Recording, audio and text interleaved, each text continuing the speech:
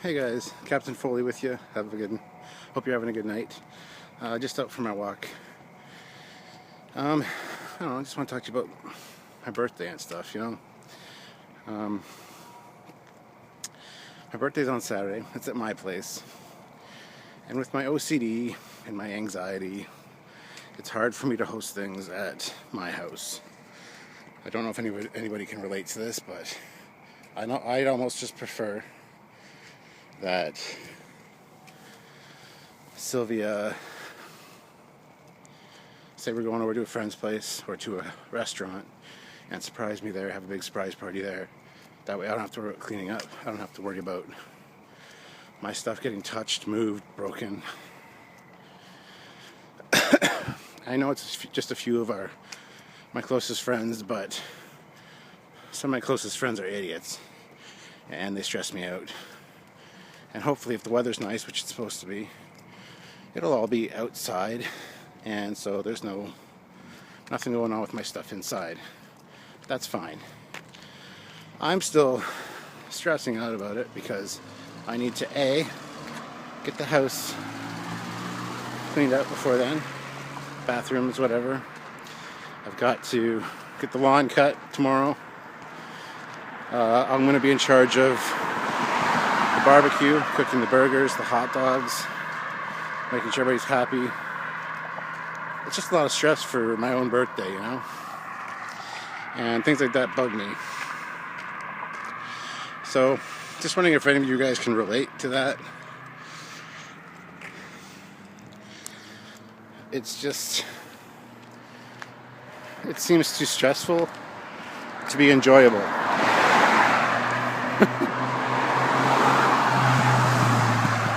Just got busy. That was a backfire, not a gun, guys. I don't live in the States. No offense to the States, but... So, that's what I'm stressing out about. Things like that really bother me. There are times I'm like, I hope a lot of my friends come. I hope a lot of my old friends come that I haven't seen for a while.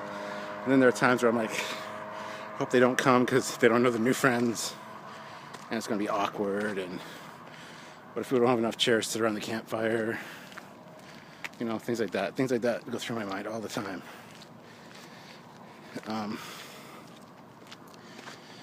Some days I can be really confident in myself. Other days, most days, no, not so much. But really don't know what else to talk to you guys about on this vlog. I got a new sword for my birthday. I'll tell you a little story. Before my divorce, before I even met my ex-wife, I started collecting swords. The sword that got me started was an Excalibur sword that my dad got me. Got me into sword collecting. My favorite sword, it was a 1.5-hand broadsword with really nice etching on the blade. From that point on, I went on to collect 36 more swords. Some really nice ones too. And at the time of my divorce, my wife took all my swords and sold them all. Even though they were my property before we even met. And her lawyer endorsed this, so watch out, guys, for lawyers. You probably already knew that, though. But anyway, so Sylvia, the good woman she is, we've been looking to replace this Excalibur sword for years.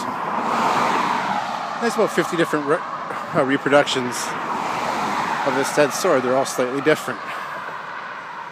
I'm very concerned about the hilt looking the same way, and also the etching on the blade. So I've been looking for a long time. So she bought me one tonight. At first glance, looked great. As soon as I took it out of the sheath, the wrong etchings on the blade. So, my sword is about $400. The one she bought was about $140. My sword was from a company called Marto, which I just found out this evening almost went bankrupt a few years ago. But they're slowly getting back on their feet and making better swords again. However, so I took it back to the store in London here called Relics. They sell swords and armor and things like that.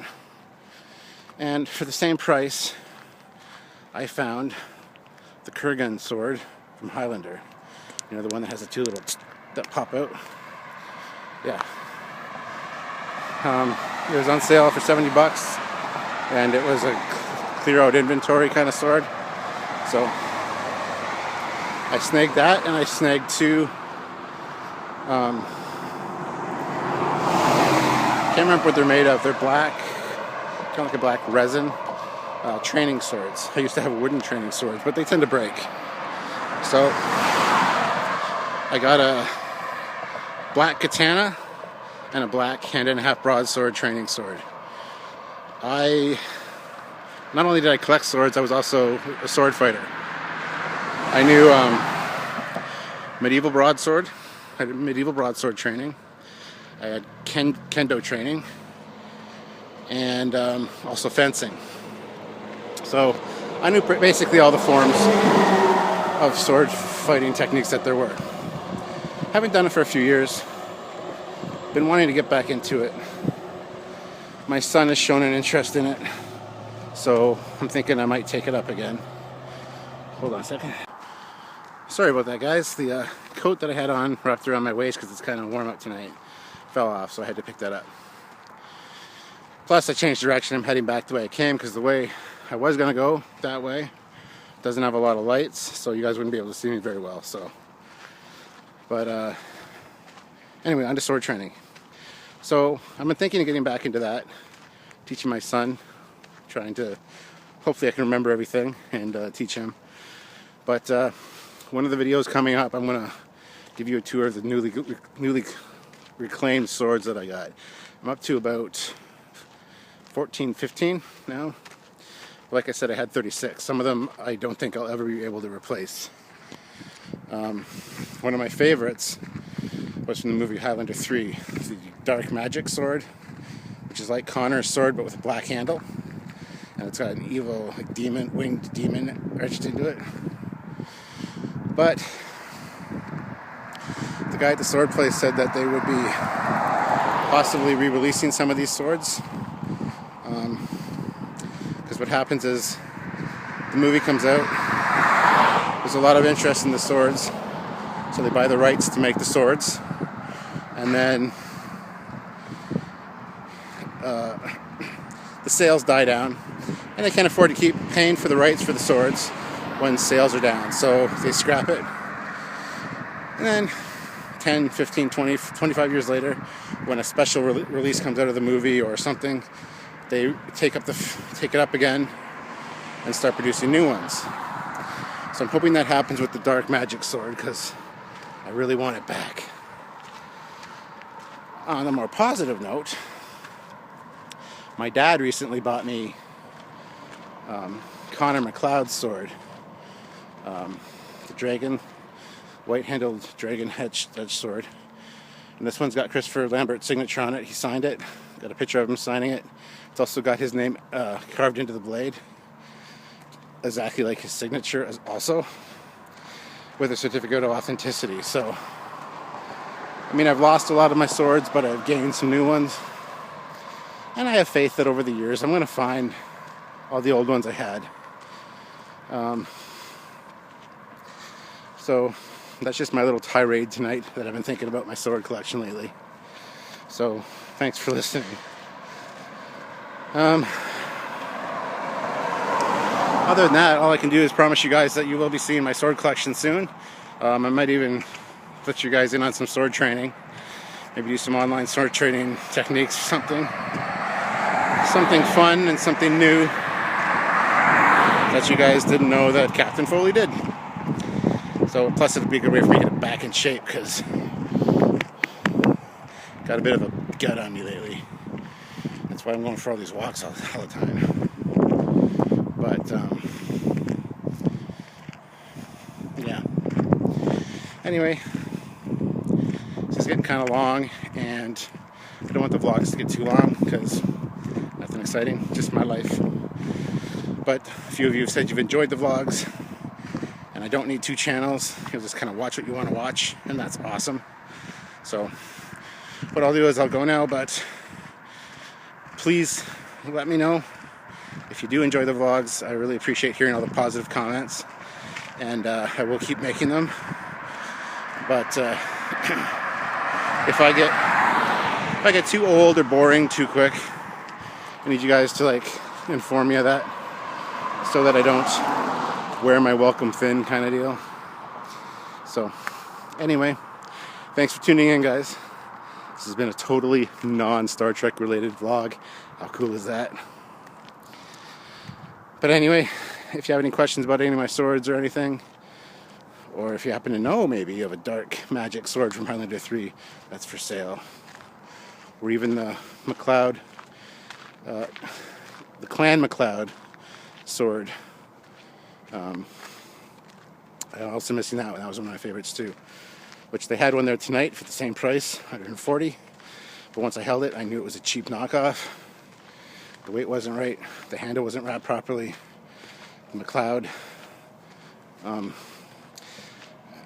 half circle, semicircle on the hilt was a smaller size.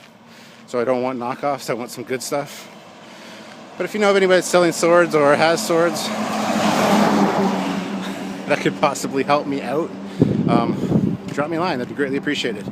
Because every now and then I do check on eBay and look for some of these things, but they are pretty hard to find, and nobody wants to really sell them. And if they do, they're asking like exorbitant prices for them. So I don't want to pay through the nose. But anyway, guys, that's it for now. I'm out of breath because I'm out of shape, which hopefully, let's talk about sword training, will rectify. But I will talk to you very soon. And thank you for tuning in once again. I appreciate all my followers.